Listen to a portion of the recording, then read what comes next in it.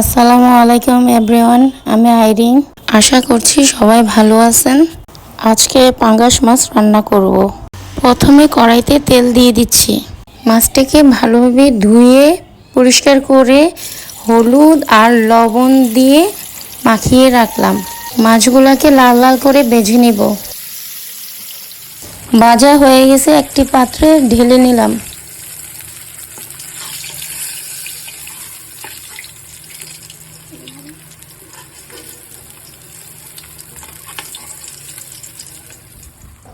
অনেক দিন পর ছাদে আসলাম লেবু পাতা নেওয়ার জন্য। এটা আমাদের লেবু গাছ, কোনো দরকার লাগলে আমি এই লেবু পাতাগুলো নিই। আমাদের ছাদে আরও বিভিন্ন ধরনের গাছ আছে, আম্মু আমি লাগিয়েছি, কারণ আমি খুব পছন্দ করি ছাদের গাছ লাগানো। মাছ ভুনা করব, কড়াইতে আমি পেঁয়াজ দিয়ে দিলাম।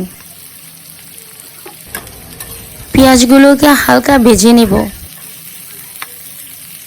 পেঁয়াজগুলোকে ভাজা হয়ে গেলে আদা রসুন পেঁয়াজ বাটা দিয়ে দিলাম।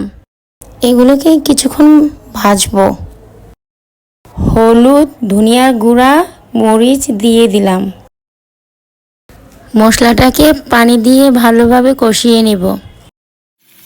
পরিমাণ মতো লবণ দিয়ে দিচ্ছি। এরপর জিরা গুঁড়া দিয়ে দিচ্ছি।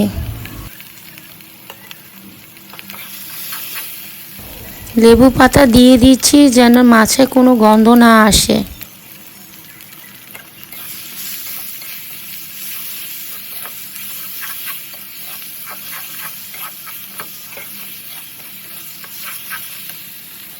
পানি দিয়ে দিচ্ছি।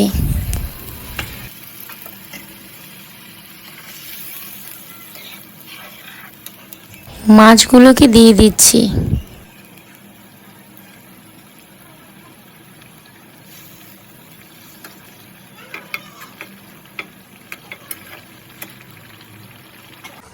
টমেটোগুলো দিয়ে দিব।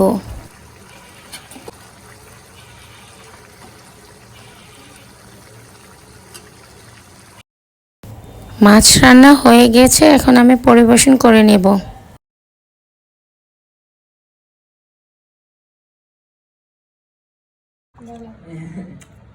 রান্নাটা খুব ভালো হয়েছে। মাছটা খুবই মজা, পাঙ্গাস মাছ।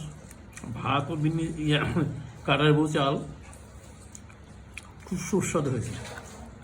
আজকের ভিডিওটা এই পর্যন্ত। আশা করছি সকলে ভালো লেগে থাকবে।